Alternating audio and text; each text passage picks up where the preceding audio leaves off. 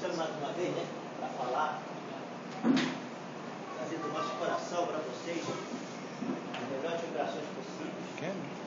Que Jesus nos abençoe com a nossa tarefa, que Ele possa semear no coração de cada um de nós aqui presentes, que viemos desta casa à procura de consolo, paz, em nossos corações. O tema de hoje é um tema meio técnico, né? Erraticidade. Então, para nós entendermos o que eu fiz, eu fui procurar primeiro o dicionário para ver o que era essa palavra, né? Porque se você falar, Deus aqui no Espírito, lá, espíritos errantes, depois vê lá, erraticidade. Tem um capítulo do livro Após a Morte, que eu também estudei, que está erraticidade. Então, aí, o que é erraticidade? Então, eu vou procurar primeiro o significado da palavra. Eu fui lá no Aurélio e procurei lá. Primeiro procurei o que é errar. Errar. Vagar sem destino. Desviar-se do caminho, movimentar-se a ele. Movimentar sem direção, sem saber uma figura fixa. Esse é o que está errando. Então, é o verbo errar. Errante é aquela pessoa que está nessa condição. Tá certo? Está aquele que erra e vagueia. Erraticidade é o estado daquele que vagueia, daquele que erra. Então, aquele que está errando está na erraticidade. Tá certo? Então, com essa explicação, nós vamos terminar uma palestra, porque erraticidade. Mas vejam bem, gente, não é só isso, né?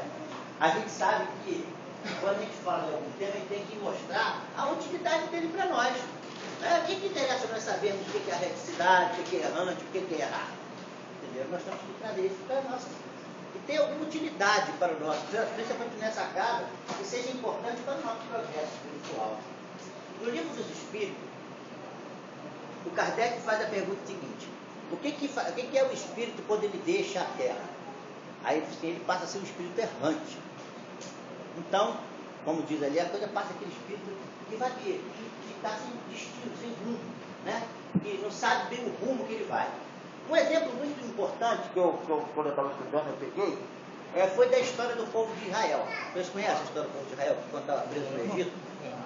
Que o Moisés foi lá, né, ajudado pelas autoridades pelos protetores da nação de Israel, conseguiu tirar o povo do Egito, da escravidão. Aí, olha só, ele tinha que tirar o povo, segundo o que ensina a Bíblia, o objetivo dele era tirar aquele povo do Egito e levar para uma terra, né, onde eles iam encontrar o apogeu deles, né, encontrar plenitude. E essa terra era chamada Terra de Canaã. Poxa, mas aí o Moisés levou 40 anos no deserto para aquele povo. Então o Moisés, quando ele saiu realmente do Egito, ele não sabia onde era a terra de Canaã. Ele sabia que ia lá para essa terra de Canaã, mas ele não sabia. E ficou vagando pelo deserto. Então era uma nação errante, né? Vagou pelo deserto durante 40 anos, sem saber justamente quando ele ia encontrar aquela terra. Até que um belo dia ele encontrou. Ele conseguiu chegar na entrada da terra de Canaã, né? E o que aconteceu? Moisés não pôde entrar na terra de Canaã, segundo diz lá a Bíblia.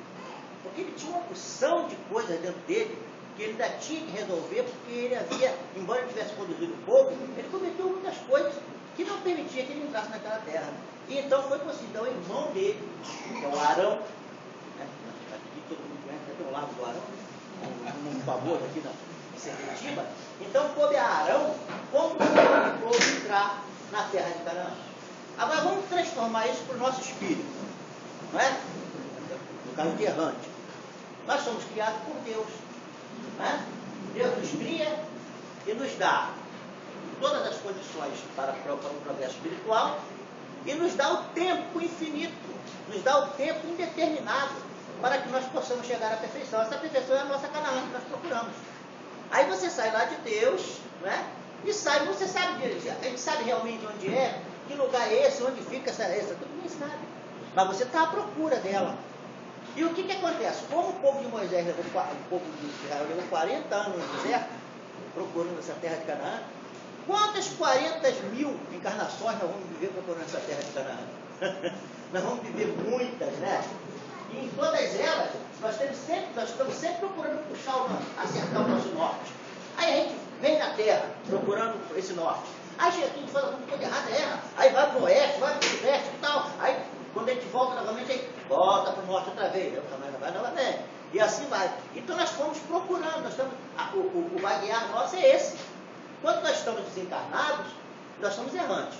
Aí estamos lá para bem, então vamos encarnar. Quando o Espírito encarna para passar pelas experiências, pelas informações, para enriquecer o seu conhecimento, fortalecer a sua força, né, dar tempo ao Espírito, o que acontece? Ele passa dessa fase. Quando ele desencarna novamente, ele volta também naquela condição.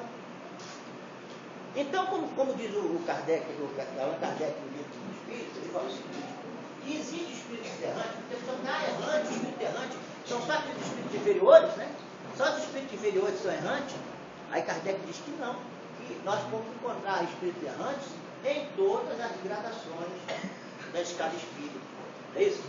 Desde lá da primeira até quase a última.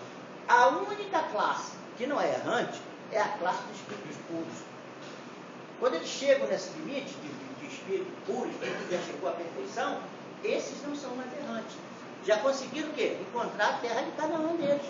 Já chegaram à perfeição, já chegaram ao limite daquilo que... Eles podem continuar vivendo? Eles podem reencarnar? Pode. Jesus não veio viver no meio da gente aqui? Jesus não era espírito errante. Jesus viveu no meio da gente aqui para quê?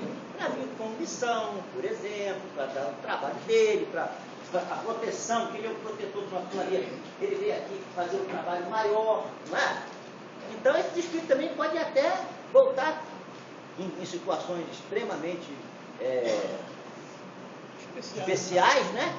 Pode acontecer com o espírito desencarnado, no caso da Terra foi Jesus. Mas nós temos que trabalhar dentro de nós essas oportunidades, essa área que nós estamos vivendo, para desenvolver o nosso sentimento. Para desenvolver o nosso sentimento. E só tem duas coisas que podem fazer com que nós podamos viver esse caminho, essa caminhada, essa direção, sem nos perdermos. Nós puxamos um pouquinho para o lado e epa, estou saindo do meu norte. Vou procurar voltar para ele outra vez. Aí outra hora para cá, vou voltar outra vez para ele. E como é que a gente faz isso? Jesus, na espiritualidade, quando ele criou o nosso planeta, que ele teve sob as ordens de aquele grupo de espíritos, nós contamos aí há bilhões de almas encarnadas e desencarnadas, que estão todas sob a égide de Jesus, a proteção dele. Ele falou, bem, deu a oportunidade, os espíritos reencarnados e tal, e tivemos várias oportunidades, várias direções. Porque o que acontece com o espírito de Deus? Ele faz o seguinte, ele não bota um pouco para dentro do lugar e deixa abandonado, não. De vez em quando eles mandam missionários que vão fazer assim, ó, esse missionário, você vai lá, porque o pessoal está todo perdido, não sabe para onde vai. Você vai lá e mostra para ele o caminho. Diz para ele por onde que ele tem que ir. Aí o que aconteceu? Vamos partir aqui de Moisés. Moisés veio, né? E trouxe toda uma esperança para aquele povo que vivia na escravidão. A esperança, o que movia o povo de Israel era aquela esperança que eles tinham no coração, né? De encontrar a terra de Canaã, de encontrar aquela terra de delícia, de felicidade, né? E de encontrar quem? Aquele que viria voltar novamente para o seio do povo, que era o Messias que estava procurando. E essa esperança moveu o povo de Israel por toda a sua trajetória. E quem estuda a Bíblia sabe que o povo de Israel sofreu muito. Eles foram cativos no Egito, foram cativos na Babilônia, eles sofreram perseguições. Se faltasse essa esperança dentro do coração deles, essa fé, o que seria desse povo? E foi o que Moisés fez. Ele procurou imprimir dentro do coração do povo de Israel essa esperança, essa fé. Mas como os espíritos ainda eram muito atrasados, né? Olha, eles tirou um povo da escravidão, imagina. Tirar aquele povo da escravidão, um povo, já viu o povo da escravidão, né? E existe conhecimento nosso, outro espírito como de Jesus? Existem outros espíritos igual Jesus. Agora, nós aqui conhecemos Jesus, né? Que é o que toca a nós aqui, né? Mas existe outro espírito também, porque olha só, se você olhar para a abóbora celeste de noite, de dia não dá, porque você não vai ver pelo sol. Vai ter uma porção de estrelas. Os telescópios estão aí descobrindo galáxias e sistemas solares e não sei o que lá mais. Cada galáxia dessa, cada sistema desse, cada planeta desse, tem o seu Jesus lá. Então, nós aqui somos o nosso Cristo, nosso Jesus, não o nosso. Podemos dizer, muitos dizem até que é Deus, é nosso Deus mesmo, porque é o máximo que nós conhecemos é Jesus. Nós sabemos que Deus é a inteligência suprema, a causa primária de todas as coisas. Mas Jesus é aquele que se personificou no meio de nós, que vem trazer o amor de Deus. Então, quando eu acho que quando eu falo que Jesus é Deus, eu não acho nem que está errado, sabia? Porque é o máximo que nós podemos entender Jesus. Nós ainda não temos capacidade de passar de Jesus para cima. Quando nós temos essa capacidade, sim, aí nós vamos, né? Porque até ele prometeu, vós sois Deus. O que eu faço, vocês poderão fazer também, até melhor do que eu, ele fala ainda. Não é? Porque ele sabia que o Espírito estava destinado à perfeição. Ele não queria dizer que naquela hora as pessoas não podiam fazer tudo como ele estava fazendo, não. Ele estava prevendo, ele estava falando lá no futuro, quando nós chegarmos numa condição de espíritos elevados. Não é mesmo? Então o que acontece? Deus manda sempre voltar com Moisés para dar aquela direção, dar aquela esperança, dar aquele caminho, para que o povo não se disperse mais ainda. Porque já vivem perdidos, já vivem, né? Mas tem que ter aquele que vai procurando dar o norte, né? Melhor. E esse norte, essas instruções, ela vem de acordo com a evolução daquele povo. Aquele povo tinha saído da escravidão. Imagina se pegar um cara que viveu da escravidão. Aquela pessoa fica brutalizada, né? A crença dela fica uma coisa assim meio, né? E o que manteve também eles coesos foi justamente a crença. Mesmo na escravidão, a crença fez um elo de força entre eles para que não se quebrasse a nação. E eles conseguiram manter aquilo. Mas saindo da escravidão, ainda era um povo que trazia muitas coisas do tempo do Egito. A gente conhece a história de que quando Moisés desceu do Monte Sinai com a pedra dos 10 mandamentos, o que aconteceu? O povo estava adorando Mamon, né? E o Moisés então quebrou as pedras, repreendeu o povo, porque aquilo não podia acontecer. E aquele povo podia, daquele jeito que estava ali, entrar na terra de Canaã. O que aconteceu? Levou 40 anos. Olha, quando 40 anos depois, quem nasceu na época que saiu do Egito estava com 40 anos de idade já. Então já tinha quase toda uma geração, né? Talvez aquelas cabeças mais determinadas mesmo, aquelas que estavam mais impregnadas daquelas coisas, já tinham passado para a espiritualidade. E outros já tinham vindo. Então o povo já estava um pouco renovado. 40 anos depois, já tinha renovado, já tinha, como se fosse, oxigenado a cabeça daquelas pessoas. Aquele povo estava um pouco diferente já, para poder chegar naquele destino que eles tinham que chegar. E é isso que acontece com nós. Então, em cada época da humanidade, nós temos uma orientação. Moisés veio, orientou o povo hebreu, fez a tarefa dele, né? O povo chegou na terra de Canaã. E aí, acabou a história? Não. E nós sabemos que a terra de Canaã é um símbolo que nós procuramos dentro de nós, porque Israel está até hoje lá, que é da terra de Canaã, né? Mas a terra de Canaã que eles falavam na Bíblia é onde tem o Estado de Israel hoje, geograficamente falando. Mas aquilo ali era uma mensagem de espiritualidade que Moisés queria passar. Mas um povo que vinha da escravidão não tinha condição de entender aquilo. Eles entendiam como as coisas materiais mesmo, a coisa pega pesada mesmo. Eles não tinham condições, eles não tinham uma espiritualidade ainda desenvolvida o suficiente para entender uma linguagem espiritual. Quando chegou na época de Jesus, o que Jesus fez? Ele veio falar do Espírito. Mas aí o povo já estava mais preparado. Mas o que aconteceu com o povo de Israel? Ele era um povo muito sofrido. A casta dominante, que eram os sacerdotes, eles controlavam a sociedade, mantinham aquela lei rígida de Moisés. Não aceitavam ver muitas mudanças. Eles não aceitavam, eles eram muito radicais. Nós conhecemos alguns, quem leu o livro Paulo Estevão, sabe, que Paulo se converteu ao cristianismo. Que Gamaliel, que era um dos chefes lá do coisa, também aceitava as ideias do Cristo. Alguns sacerdotes apareceram, inclusive um deles foi Nicodemo, que eu vou citar aqui também foram assim, acessíveis aos ensinamentos de Jesus. Mas a gente sabe que a maioria, né, até porque eles queriam manter o poder temporal, quando vinha alguém que trazia algum perigo, que eles achavam que estava levando perigo para o poder dele, para a posição dele, eles logo procuravam tirar aquela pessoa do caminho. E Jesus, quando apareceu, então esse povo dominava. Mas a massa mesmo, o povo, a plebe, aquela parte mais pobre do povo de Israel, era um povo muito sofrido. Porque vejam bem, você viver num lugar onde se fala das coisas materiais, só as coisas materiais têm importância, e você ser extremamente pobre. Quem é rico está bem, né? Você vive a materialidade, você é milionário, pô, vai deitar e vai ser. Mas e aquele que está na miséria, que está sofrendo? E aquele que é doente, aquele que está... Quem é esse? Aquele que era leproso naquela época, porque o leproso naquela época era jogado no Vale dos Imundos, era separado da sociedade, era lei. E esse povo? Aí veio Jesus. Já eles estavam desviando desse norte, Jesus já puxou novamente outra vez. Deu mais outra guinada. Mas quando ele deu essa guinada voltado mais para quem? Mais para aquele povo sofredor. Porque não adiantava ele querer falar para aqueles que estavam já com as ideias cristalizadas na cabeça, que eles não iam aceitar. Tanto não aceitaram que perseguiram ele crucificado. Aqueles que não conseguiram entender a sua lição e que não queriam a mudança, não aceitavam as coisas espirituais. Mas as massas mesmo, aquele povo pobre, aquele povo sofrido, aquele povo que trazia no coração a dor e o sofrimento, esses entenderam a palavra de Jesus como um cântico dos seus corações. Porque quem vê, basta estudar um pouquinho a Bíblia e ver lá que quando Jesus falava, ele subiu ao monte, a mole humana, quer dizer, a massa humana que ficava ouvindo Jesus era impressionante. E no meio daquela massa enorme que vivia no hospital de Jesus ali, raramente se encontrava um pretoriano, né?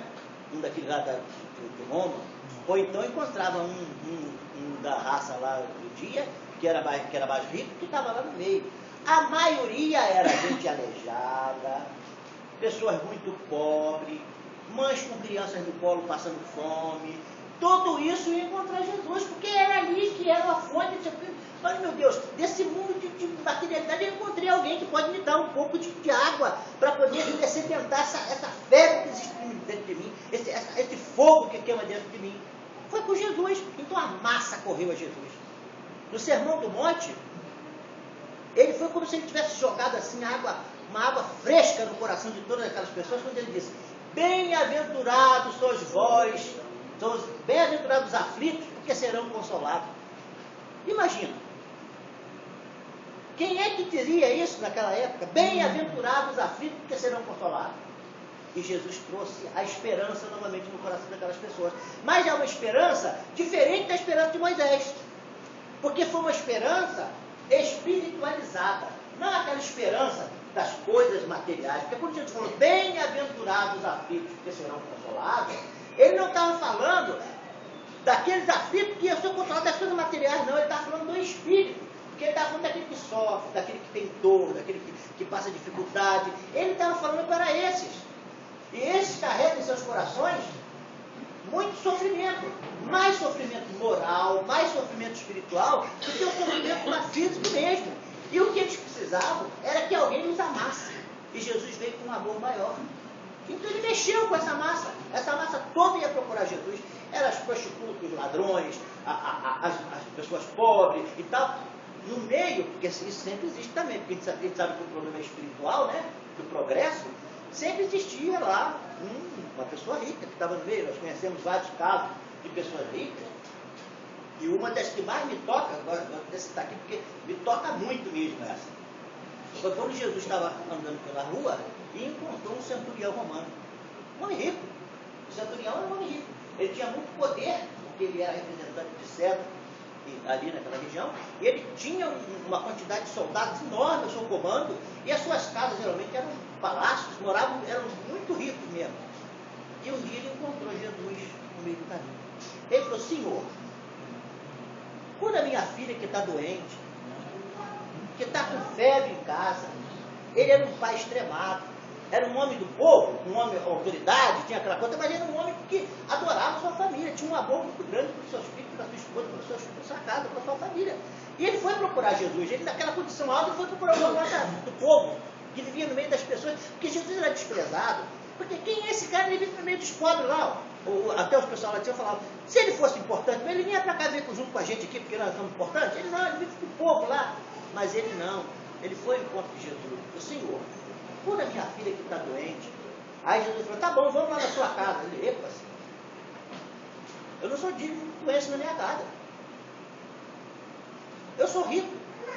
Eu tenho uma porção de soldados. Se eu chegar para eles: vai lá, faz isso, vai lá, faz aquilo, eles fazem. E você também pode. Se tu quiser me mandar, tu manda e será. Jesus olhou para ele e disse: nunca vi tamanha fé em Israel. Quer dizer, ele colocou Jesus acima dele. Porque aquilo que ele estava pedindo a Jesus, ele não podia fazer. O que ele mandar para fazer as coisas materiais, ele podia ir lá fazer e tal. Mas aquilo ali, só alguém superior a ele poderia fazer, que era Jesus. E ele disse: tu podes fazer. Se tu quiser, eles mandaram lá na minha casa, os teus anjos lá, eles vão lá e curam minha filha. Ele falou: puxa vida, né? Nunca vi tamanha fé em Israel. Então, mesmo no meio daquele povo sofrido, de vez em quando apareciam essas pessoas assim, aqueles homens ricos, tal, poderosos, mas que também já tinham um certo conhecimento, uma certa evolução espiritual, um certo tato para poder pegar aquelas coisas, porque isso tem que ter um tato, você para sentir as coisas espirituais, as coisas da mente, do espírito, você tem que ter algum tato. Se você for muito materializado, essas coisas passam por você e você não sente, você não vê. Você tem que ter uma maturidade para poder sentir isso. Mas Jesus, e outra coisa, vamos lembrar mais uma coisa aqui, do problema dos leprosos. Naquela época, os leprosos, eles eram afastados da sociedade. O cara é leproso. Aí afastava o cara da sociedade e mandava o cara para o vale dos imundos, eles chamavam. E lá, essa pessoa vivia lá até a sua morte. Elas não podiam voltar para a sociedade. Elas eram riscadas do livro lá, não existia mais aquela pessoa e aquela pessoa. Esses leprosos procuravam Jesus. E Jesus curou a porção deles. Muitos deles Jesus curou. Chegavam, procuravam Jesus e Jesus curava. Então era esse tipo de pessoas que procuravam Jesus. Mas Jesus resolveu todo o problema daquela época? Também não. Uma boa quantidade conseguiu pegar a mensagem dele, mas outra parte não conseguiu. E uma parte que conseguiu pegar a mensagem dele, no começo, com o tempo que foi passando, eles foram como se esquecendo e começaram a se materializar novamente aquelas ideias. Nós chegamos a uma época em que o cristianismo estava quase igual, ou talvez igual, os sacerdotes do tempo de Jesus, não é? A religião, o cristianismo, né, tomou uma força tão coisa que eles tinham essa parte novamente. As pessoas pobres, os simples, os ignorantes, não eram muito festejados, não eram muito importantes. Os importantes eram os poderosos, os reis que tinham as coroas na cabeça, não é? Aqueles homens poderosos, ricos, esses eram os importantes. A própria religião fez isso. Porque enquanto o cristianismo esteve fora do Estado, que foi uma religião que era perseguida, ela tinha uma força muito grande, ela tinha uma espiritualidade muito grande. Do momento que ela passou a ser uma religião do Estado, que ela foi, o poder temporal assumiu essa religião, ela começou a perder esse caráter e foi perdendo essa força, né, se degradando, até chegar numa situação muito difícil. Chegando nessa época, mas a massa, outra vez, novamente, como a coisa era muito materializada também, voltou novamente uma materialidade na vida, não tanta como naquela época, mas voltou. Outra vez as massas, as pessoas pobres, aqueles deserdados, ficaram novamente à margem, sofrendo, porque só se falava das coisas materiais outra vez. Ninguém dava valor ao espírito, não é isso? Ninguém se importava com nada disso. E a esperança começou a murchar no coração das pessoas. Aquela esperança que Jesus deu lá no monte, bem-aventurados os aflitos, porque serão consolados, né? Essas pessoas começaram a sentir aquela falta, que tinha que ter alguma água, um adubo, que pudesse, todas essas ideias de Jesus, se fortalecer novamente dentro do coração do homem, para que tornasse a voltar ele novamente desse norte que ele precisava seguir. O que aconteceu? Perda do Espírito. Na época que a doutrina espírita surgiu, ela foi muito perseguida, porque ela vinha falar justamente a esse povo, a essa massa. Kardec fala no livro dele, das biografias de Kardec, diz o seguinte, quando a gente lê o livro daquela época também, diz que o meio em que a doutrina espírita era mais aceita era justamente entre os meios mais pobres. As pessoas, claro que pessoas muito importantes naquela época, cientistas, né, que estudaram a doutrina, e as pessoas mais instruídas também, tinham facilidade de absorver a ideia, mas ninguém tem a ideia, ninguém faz ideia da massa pobre que acolheu a doutrina espírita. No meio dos operários, era muito comum ter grupos espíritas no meio dos operários. Imagina o que era operário no século XIX. Hoje, o pessoal fica aí nos sindicatos aí fazendo protesto de metalúrgico, protesto de não sei o quê, protesto de vários ramos da coisa, né? Das indústrias, que não sei o quê, da indústria de automóvel, montadora, fazendo greve, não sei o que lá mais. Século XIX tem nada disso não, gente. Operário era escravo mesmo, vivia como escravo. Não era uma escravidão oficial, mas era uma escravidão falsa, né? Encoberta pelas leis. Porque os agrupamentos de operários, né? Aquelas vilas operárias que eles falavam, era uma pobreza, uma coisa imensa. A prostituição lá em Paris, nessa época, era a coisa mais comum. Olha, a massa, o povo, a massa mesmo, aquele povo mais pobre, estava numa promiscuidade muito grande. O sofrimento era muito grande. E isso só tinha importância quem tinha nome, quem era rei, quem era, né, aquelas pessoas ricas e tal. O que acontece com a doutrina espírita? Ela vem reviver aquilo que Jesus falou. Bem-aventurados os aflitos, porque serão consolados. Mas vai mais além. Por quê?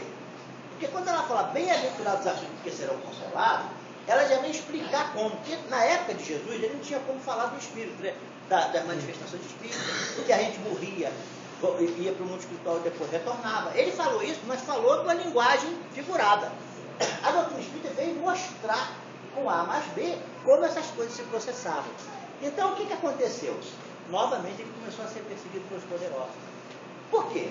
Porque o camarada era lá um ricaço, milionário, tem um poder aqui nessa região. Aí, vinha lá os espíritos e dizia assim, o espírito do pobre pode renascer como rico, o rico pode renascer como pobre. O pobre e o rico são igual, porque todos nós somos filhos de Deus. Que isso? Aí o cara, que negócio é esse filho de Deus o quê, pô? Eu sou rico, ele é pobre, como é que ele pode ser filho de Deus e eu filho? Eu sou filho de Deus, mas era assim que era a coisa. Aí quando a doutrina espírita veio mostrar que o negócio não era nada daquilo que eles falavam, era completamente o contrário, porque todos eram igual perante Deus. Aí o que aconteceu no coração daquele povo sofrido e amargurado, daquele sofrimento imenso que veio no coração das pessoas? Novo afã. Opa, olha a esperança voltando. Eu não sou esse miserável que está aqui sofrendo, não. Eu sou um espírito. É o que a doutrina espírita fala. Você não é esse operário, esse sofredor, miserável, que está passando fome, não. Você é um espírito. Você é um espírito que é filho de Deus e é muito rico. Porque você tem o universo como sua herança. Agora, compete a você trabalhar por isso. Olha só. Não competia mais o outro, mas a ele. Aí essa pessoa se enchia de esperança, a doutrina espírita. Foi um hino de esperança no coração das pessoas que sofriam, como Jesus foi há 2000 anos atrás. Então, por isso, nós estamos falando aqui em erraticidade, toda vez que nós saímos do nosso corpo de carne e vamos para a espiritualidade, nós vamos para lá para quê? Para acertar os nossos rumos. Por exemplo, nós aqui na Terra, segundo o Kardec ali, nós encarnamos para poder passar as experiências que nós aprendemos no mundo espiritual. E aqui, esse tempo que nós passamos aqui, é muito importante para o nosso progresso espiritual. Ele ajuda muito a acelerar um pouco esse movimento. Se nós fôssemos viver só na vida espiritual, levaríamos mais tempo. Então isso aqui é como se fosse um empurrão que a gente leva, né, no nosso progresso espiritual. Porque aqui a gente vai passar as provações da matéria, né? Nós vamos começar a desenvolver mais o sentimento do amor, da fraternidade, vamos aprender tudo isso, para quando nós chegarmos na espiritualidade, longe desse corpo material, nós podemos viver uma espiritualidade melhor. Imagina só um espírito, por exemplo, os espíritos nos ensinam ali que nós fora do nosso corpo material, as nossas sensibilidades se aumentam muito mais. Depois de calor, depois se eu fosse um espírito, já tivesse mais ou menos, não precisa ser muito elevado, mas mais ou menos, eu vim em Sepetiba rapidinho, só pensar que eu estava em Sepetiba. Eu falei, que beleza! Agora eu tenho que ficar nesse corpo material aqui, poxa, o que é isso? É para você aprender isso. Isso aí não é castigo de Deus. É uma oportunidade que Ele dá para que a gente possa passar essas dificuldades e temperar o nosso espírito. Sabe como é que é tempera? Tempera é assim, você pega, eu trabalhei em metalúrgica, como é que é? Você quer temperar o ferro está lá, você amassa ele, você vai descer e amassa, mas você quer temperar ele para ficar mais forte, ele tem mais resistência aquele ferro. Você leva numa forja, que é onde tem um carvão lá, do fogo, aí você bota o ferro ali, gente. Quando ele está vermelhinho em braço, você joga ele dentro da água. Uma água com óleo que tem lá. Aí aquele ferro fica duro, que eles chamam de têmpera. Então o que nós vamos aprender aqui na Terra, fazer aqui, é temperar o nosso espírito, é fazer têmpera nesse espírito, fazer ele ficar mais forte. A vida material é para isso, é a forja do sofrimento, da dor, da dificuldade. Não é só dor, gente, de quem está no hospital, não. Todo mundo na Terra sofre. Quem é que não sofre? Você pode ter um dia de felicidade, de alegria e tal, mas no outro dia vem a dor, vem a dificuldade, vem o aborrecimento na família, vem opções de coisa que a gente passa na vida da gente. Todo mundo é assim. Ninguém é eterno toda. Eu sempre fui feliz, nunca tive um aborrecimento na minha vida. Você não vai encontrar ninguém na Terra desse jeito, porque nós somos espírito imperfeito. Então é assim, aprendendo ali, levando uma cacetada ali, voltando para fora outra vez, botando aqui, aprendendo ali e tal, aí chega na espiritualidade, desenvolve mais o nosso conhecimento. Então lá, nesse estado de erraticidade que nós vemos no mundo espiritual, a nossa vida lá, ela vai ser melhor ou não, dependendo da situação que nós vemos aqui na Terra. Lá nós podemos ser, como diz ali, tem espírito de todos os graus, né? Conforme vai aumentando essa elevação espiritual, mais vai rareando as encarnações. Por exemplo, um espírito que já está muito evoluído, ele não precisa reencarnar tão frequentemente. Ele passa um bom tempo no mundo espiritual. Inclusive, alguns pedem para ficar mais tempo nesse mundo espiritual. Para quê? Porque ele tem coisas que ele aprende melhor lá, na área do conhecimento, pelo menos, né? Aí depois ele fala assim, aqui como espírito, uma vez eu até ri, achei engraçado, eu fui numa palestra de Divaldo Franco, que é um orador famoso, que conhece aí, e o Divaldo, ele era o 13º filho, aí ele era o filho mais novo, o 13º filho, e a mãe dele era analfabeta. Ah, isso era tão inteligente, eu também ficava lembrando da minha mãe, que era extremamente inteligente, tinha uma capacidade, assim, falava coisas que eu ficava, e era analfabeta. E a mãe do Divaldo também era analfabeta. Mas mãe, isso era tão inteligente, eu entendo isso, Divaldo, porque a minha também era assim. Por que a senhora não aprende a ler? Vai lá, pega um lápis lá, eu vou ensinar, porque ele era professor, o Divaldo é professor, né? A senhora pode aprender a ler e escrever, e também, meu filho, deixa para depois. E foi assim, um dia ela desencarnou. Passou uns tempos, ele foi do Chico Xavier. Aí chegou lá, o Chico falou assim, Divaldo, tua mãe está aqui, ela quer escrever ela, tá? Vamos. Aí ela começou. Você minha mãe é analfabeta, como é que ela está escrevendo aí com a beleza, né? Escreveu 17 laudas de papel, falei, tirou a diferença, né? Porque ela tirou o atraso. Ela não escrevia. Encarnada, escreveu de uma vez só. Ela tirou o atraso.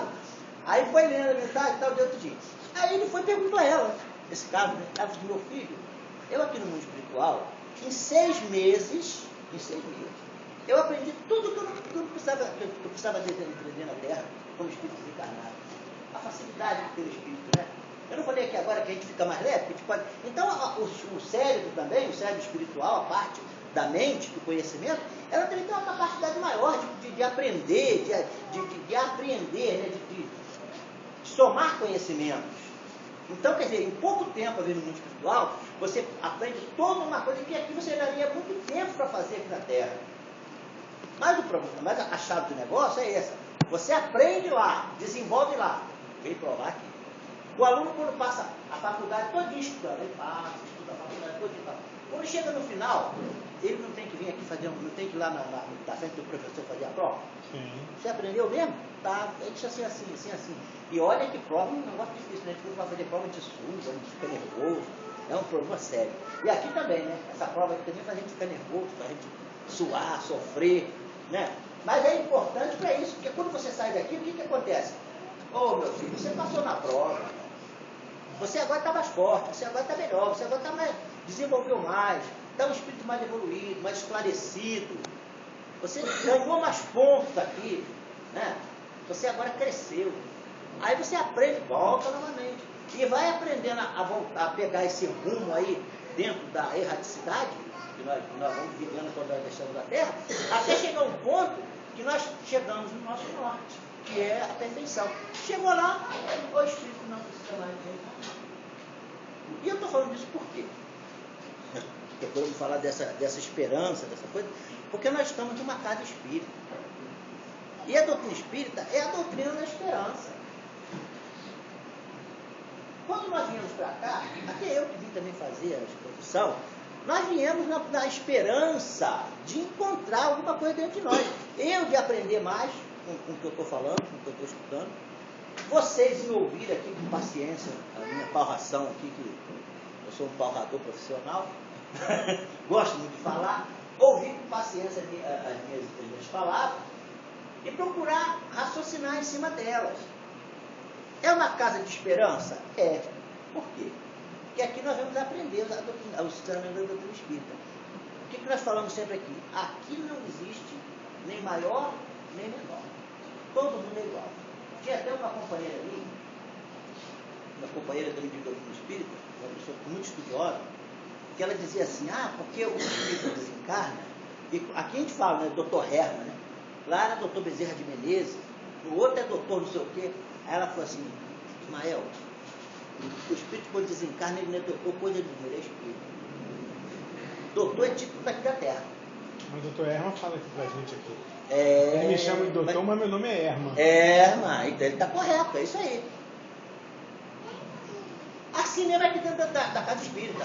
Aqui dentro da casa espírita não pode chegar aqui, eu sou professor, sou advogado, eu sou médico, sou isso. Não, aqui todo mundo é igual. Se não for assim, não é doutrina espírita. A pessoa não entendeu a doutrina ainda.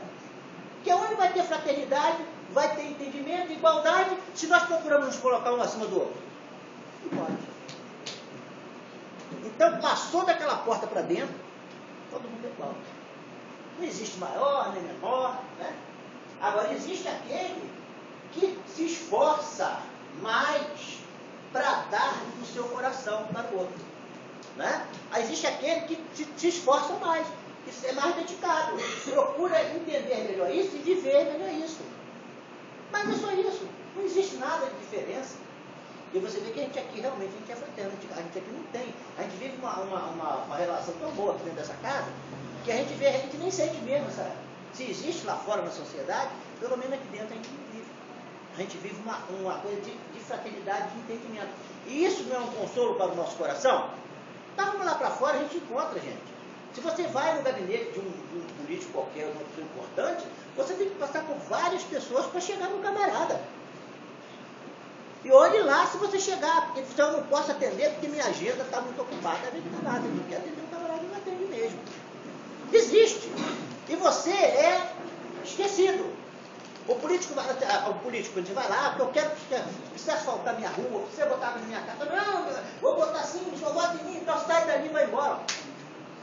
Nós somos esquecidos por aqueles talvez que possam nos ajudar. Agora, quando a gente chega no lugar onde a gente não é esquecido, aonde a gente é lembrado, né? Aonde nós somos importantes também, porque existem pessoas mais importantes, menos importantes? Não existe. Todos nós somos importantes. Isso é a mensagem que a doutrina espírita vem trazer para todos nós. Agora, vai partir de nós também, se nós vamos aceitar isso ou não. As pessoas vêm aqui nessa casa, procura um consolo, aí está doente, aí vai lá na maca, deita ali.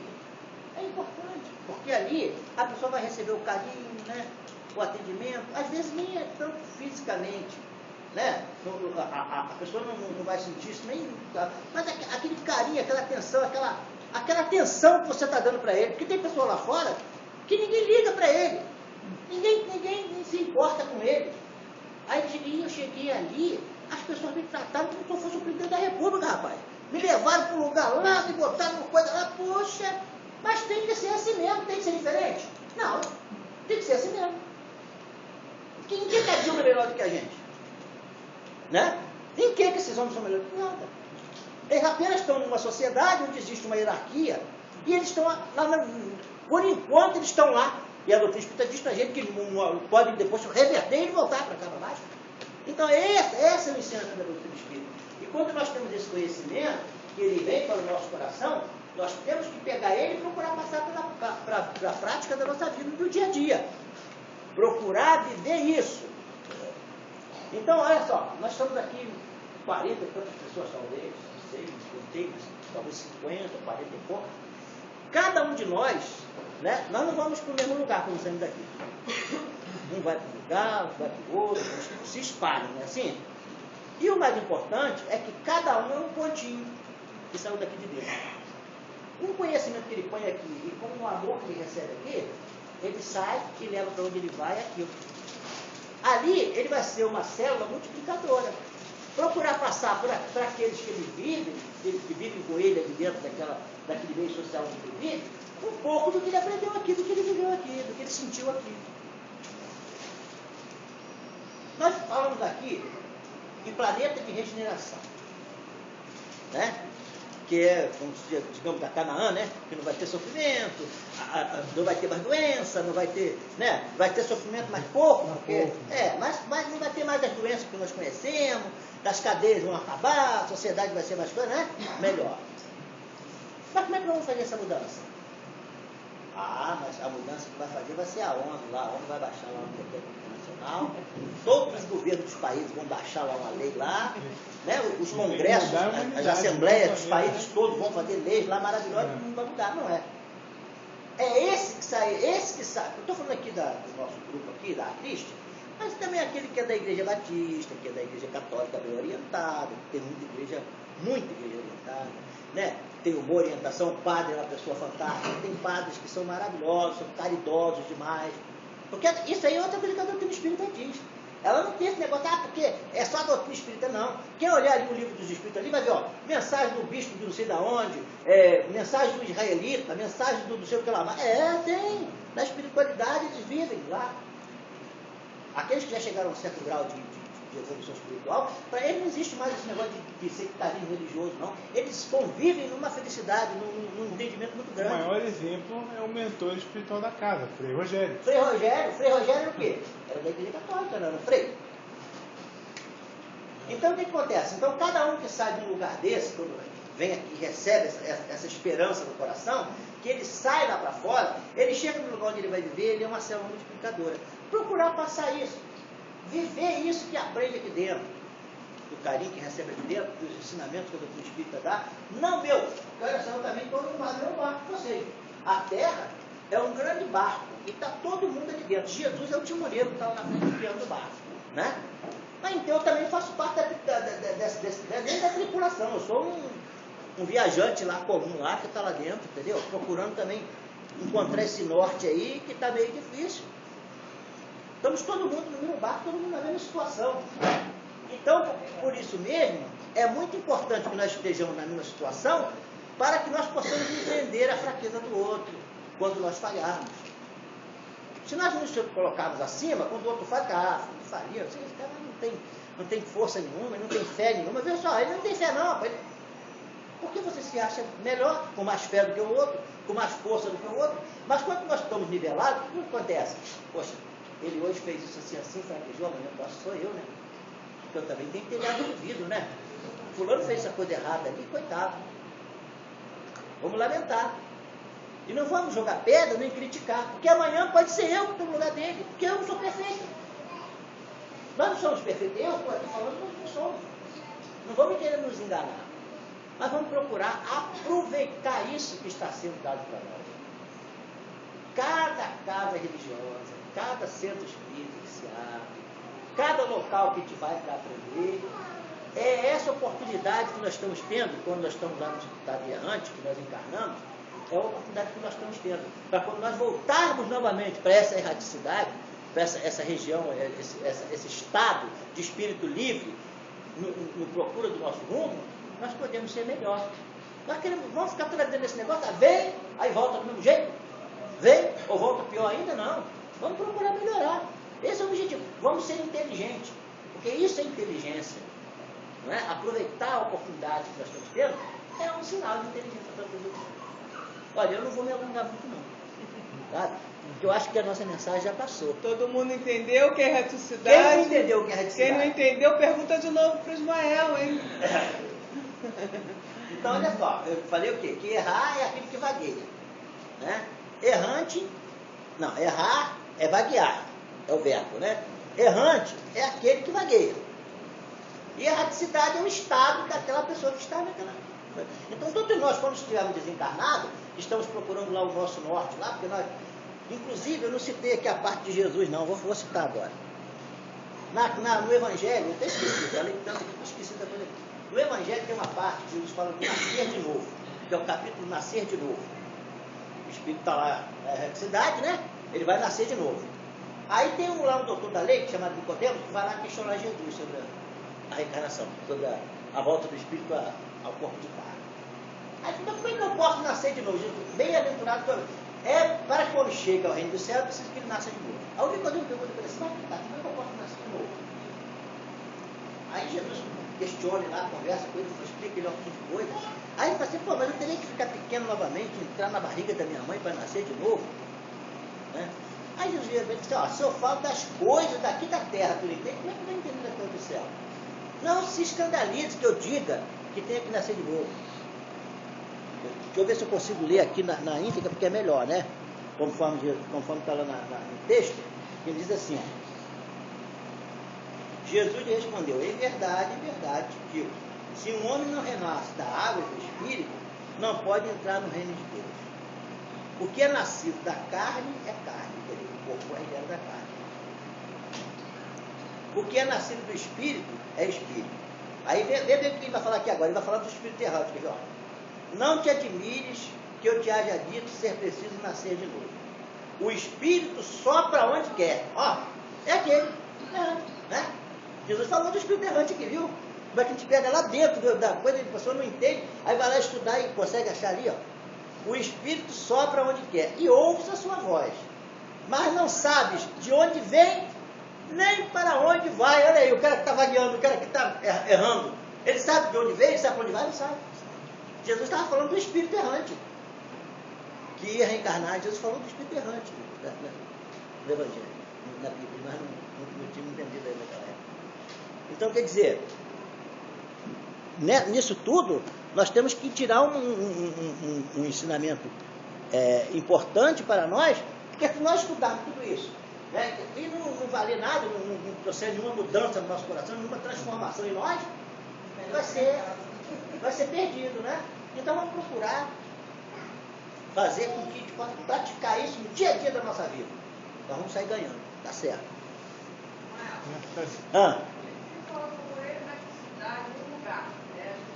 Isso.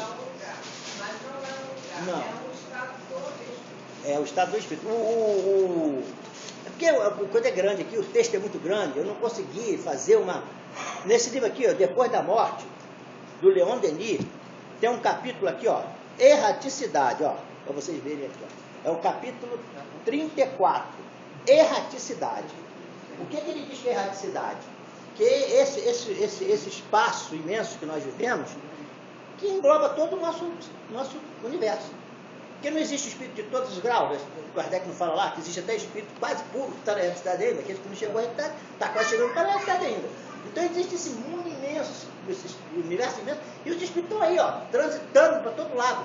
Desde lá das entranhas da Terra, que é o espírito mais atrasado, das colônias, dos umbrais, dos outros planetas, dos planetas lá dos confins das galáxias, e tudo. Isso tudo aí tem espírito errante por aí. Então não pode ser um espaço, um local, mas sim um estado que o espírito está. Ele está no estado de espírito errante. Tá? Senão é sempre dizer que o espírito, se ele tem necessidade de reencarnar, ele está na condição de espírito Está no errante. condição de errante. Ele pode estar lá no finzinho da escala, né? Ele não chegou à perfeição ainda, ele está na condição de espírito errante. Mas ele pode reencarnar e continuar o espírito errante aqui na Terra. Não, aqui quando ele está na Terra, ele não está errante, ele está encarnado. Só quando ele está Mas ele desencarnado. pode... Desculpa, eu me interrompi, mas então o senhor falou... ele vai, ele chega lá, ele fica perdido, vamos dizer assim. Aí ele é dado um rumo para ele, ele volta com esse rumo predeterminado. Aí chega aqui na Terra, o que eu quero entender é isso, ele começa a errar uma série de coisas naquele rumo, como o senhor falou. Aí, A cada... terra. Era para ele ir para a Terra Prometida, ele não foi, ele está indo do lado de cá. Ele aí não seria errante aqui da Terra. Mas aí só quer dizer errante no sentido da pessoa errar. E fazer as coisas erradas. Isso. Tá? Mas no sentido aqui do Espírito, ele fala que errante é aquele que vagueira, aquele que está sem... Mas ele vem aqui. Ele veio para determinar alguma coisa, né? Quando ele veio aqui para alguma coisa. Para aprender, Para aprender, né? Isso. Para provar. Aí eu sou uma pessoa má, uma pessoa racismo, eu sou tudo.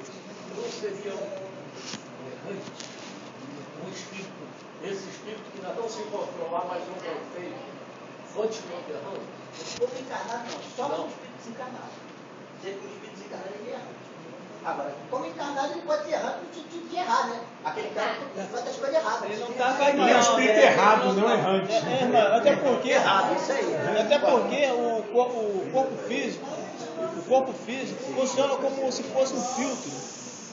Até porque o corpo físico, né, esse corpo de carne, ele funciona como um filtro, onde o espírito ele expurga toda a sua inferioridade, tudo aquilo que ele tem de ruim, né? Ele precisa desse corpo exatamente para expurgar isso aí. Muitas das vezes vem através de doenças, isso, uma forma qualquer que faça com que o espírito progrida. Então, Fala, Márcia. É isso que eu pergunto. Eu acho que quando ele vem, já é errado. Quando ele nasceu errado, já é consequência do passado, sim.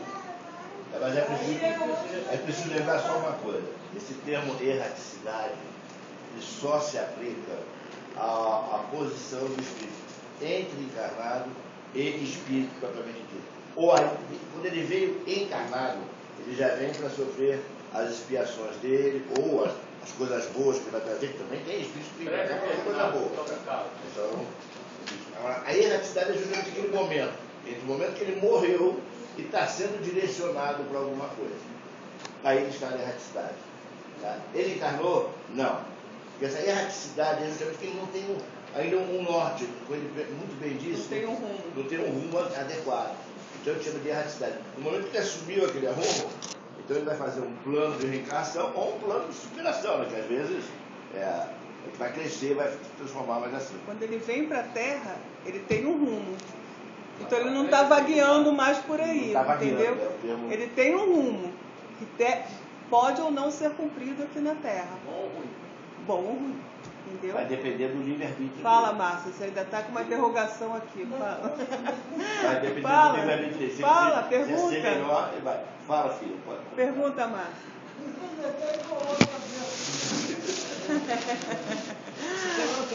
É difícil porque a pessoa, você mistura erraticidade com erro. E são duas coisas diferentes para nós, espiritistas. Mas aqui quando você está pagando, você está aqui já. Você já está com o seu. Você já encontrou você tem um o seu local. livre-arbítrio. Você vai errar ou não. Você vai melhorar ou não, dependendo de você. Você chegou aqui, você já encontrou um local. Seja bom ou ruim, ou o que você vai fazer, não importa. Você teve um objetivo aqui. Eu estou na Terra, eu tenho que cumprir. Seja no Rio de Janeiro, na Índia, em Portugal, não importa. Eu tenho um objetivo a cumprir. Eu estou aqui. Quando você está na vida errante, você não tem um rumo. Você não sabe o que você vai fazer, para onde você vai, se você vai ser acolhido numa colônia espiritual, se você vai ter que reencarnar de novo imediatamente, se você só vai reencarnar daqui a 50 anos, entendeu? É como se fosse uma interrogação. Você ainda não tem ainda o caminho. Você está, como ele falou, vagueando. Você não sabe para onde você vai, o que você vai fazer, e dependendo muito do que você fez em outras encarnações, às vezes você tem que buscar esse rumo aqui na Terra imediatamente, né? Às vezes não, você passa centenas de anos ou dezenas de anos lá vagueando ainda sem entender. Tá? É mais ou menos isso. O senhor está satisfeito? Alguma outra pergunta? Toda segunda e quarta tem essa discussão aqui sobre erraticidade.